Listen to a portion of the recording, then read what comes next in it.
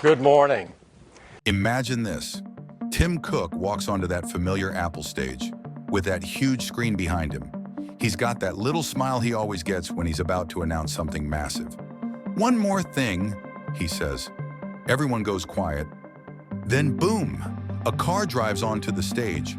Not just any car, an Apple car. The crowd goes absolutely crazy. Tesla's stock price crashes instantly. Elon Musk probably throws his phone across the room. But here's the thing. This isn't just some wild dream. Apple has been secretly working on cars for over 10 years. They've hired thousands of car experts, spent billions of dollars on research, and even tested self-driving cars on real roads in California. So what if they actually did it? What if the company that completely changed phones, computers, and tablets decided to do the same thing to cars? Trust me, what happens next will blow your mind. Why Apple hasn't done it yet? Okay, so Apple's been flirting with cars since 2014. They called it Project Titan, which sounds like something out of a Marvel movie, right? They've literally hired engineers from Ferrari, Tesla, Ford, BMW, basically poached talent from every major car company. They've driven test cars around California. Hell, they even had secret meetings with car manufacturers about partnerships. But they haven't pulled the trigger. Why? 3 reasons. First, cars are insanely complicated. You can't just design them in a lab and ship them worldwide like iPhones. You need massive factories, crazy complex supply chains, safety tests that take years, and service centers everywhere. Apple's never dealt with anything this messy. When Apple started this project, electric cars were still for tree huggers and tech nerds. Tesla was barely making 50,000 cars a year and almost went bankrupt like 5 times. The market just wasn't ready. Third, control. Apple loves controlling every tiny detail of their products. But cars have thousands of parts from hundreds of different companies. Plus, governments regulate everything from the shape of headlights to how loud the horn can be. Apple hates that kind of red tape. But here's the kicker. Everything just changed. Electric cars are now mainstream. Tesla proved it could work. Everyone's building charging stations. And most importantly, cars are becoming computers with wheels. That's exactly Apple's thing. The day that would break the internet. Let's say Apple announces the iCar tomorrow.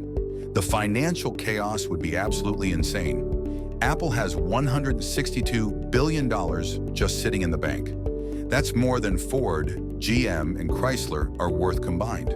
They could literally buy 3 major car companies and still have pocket change. Day 1 of the announcement, Tesla would probably lose $200 to $300 billion in value overnight. Why? Because suddenly Tesla's biggest advantage, being the cool tech car company, is gone. Apple invented cool. Traditional car companies would panic. Ford's CEO would probably call an emergency meeting. BMW would start desperately hiring software engineers. Mercedes would suddenly realize their infotainment system looks like it's from 2005. But here's where it gets crazy. Apple wouldn't just make cars, they'd make the most profitable cars in history. Think about it. Tesla makes maybe $20,000 profit on a $100,000 car.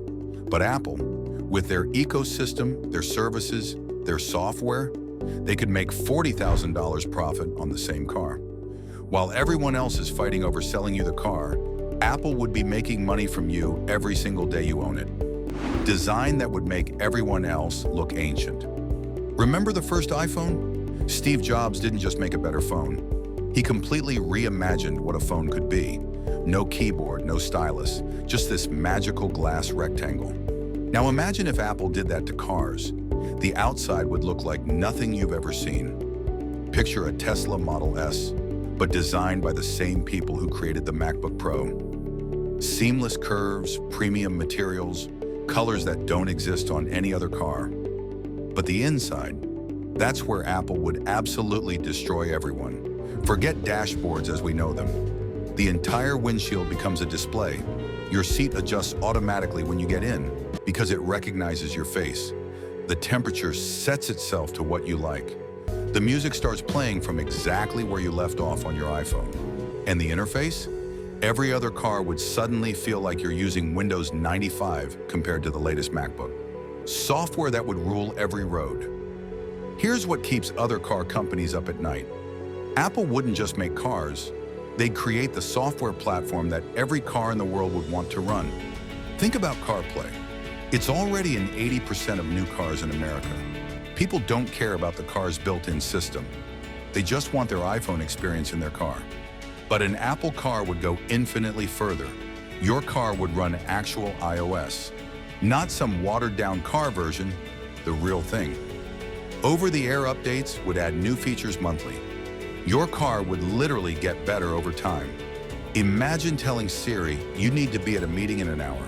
Your car checks your calendar, analyzes traffic, starts itself, picks you up, and drives you there while you take a FaceTime call. And here's the business genius part. Apple would make money from every mile you drive, every song you play, every app you use. Traditional car companies sell you a car and hope to see you for oil changes. Apple would be earning from you every single day. The manufacturing challenge.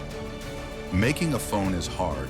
Making a car, it's like building a phone while juggling chainsaws during an earthquake. Cars have 30,000 parts. Your iPhone has maybe 1,000. Cars need to work in a blizzard in Alaska, in a desert in Arizona. They need to protect you when you crash. They need to run for 200,000 miles. This is why most tech companies have avoided cars. But Apple isn't most companies. Remember how Apple revolutionized phone manufacturing by partnering with Foxconn? They do the exact same thing with cars, but way bigger. Instead of building their own factories, Apple would find a manufacturing partner willing to meet their insane quality standards. Think Foxconn for cars. This partner would need to basically throw out everything they know about making cars and do it Apple's way. But knowing Apple, they'd also completely reinvent car service. When your iPhone breaks, you go to an Apple store. When your car breaks, Apple would probably send a team to your house. They'd fix problems before you even notice them using AI and sensors. The war that would change everything. An Apple car wouldn't just compete with other cars. It would trigger the most intense business war in modern history. Tesla versus Apple would be the fight everyone wants to see. Elon versus Tim Cook, the revolutionary versus the perfectionist. Tesla has advantages. They're already making electric cars. They have charging networks. Elon's a celebrity. But Apple, they have deeper pockets, better software integration, and an ecosystem that 1.5 billion people are already addicted to. Traditional car companies would face an existential crisis. Some would try to compete head-on. Others would beg for partnerships. Many wouldn't survive in their current form. It would be like watching the smartphone wars all over again, but with much higher stakes.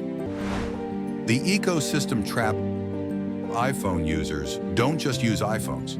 They have AirPods, Apple Watches, MacBooks, iPads. Everything works together perfectly. An Apple car would be the ultimate ecosystem device. Your morning routine would completely change. Your Apple Watch wakes you up. Your iPhone suggests when to leave. Your car starts itself and sets your perfect temperature. As you walk up, the doors unlock automatically. Your podcast seamlessly moves from your AirPods to the car speakers. During your drive, your MacBook connects to the car's internet. Your Apple TV at home can stream content to the car when you stop. Here's the psychological trap. Once you own an Apple car, switching to anything else means giving up your entire digital life.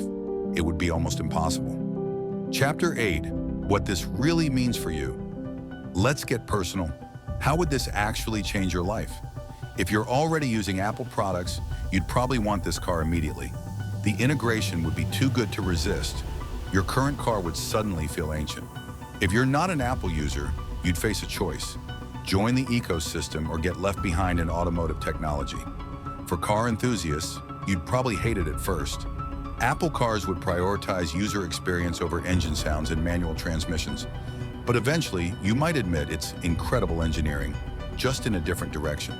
For people in cities, your relationship with transportation would fundamentally change. Why own a car when perfectly integrated Apple cars could be summoned on demand? The future on wheels. So will Apple make cars? I think it's not a matter of if, but when. They've already invested too much to walk away. The technology is finally ready. The market is begging for it. When it happens, Apple won't just be making cars, they'll be redefining transportation itself. Your car won't just take you places, it'll be your mobile office, entertainment center, and personal assistant all rolled into one. And just like nobody wanted to go back to flip phones after the iPhone, nobody will want to drive a regular car after experiencing an Apple car. The only question is, are you ready for that world? What do you think? Would you buy an Apple car on day one, or would you stick with your regular car?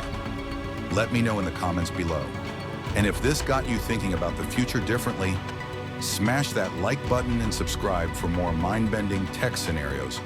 Because the future isn't just being imagined in Silicon Valley, it's being built there too.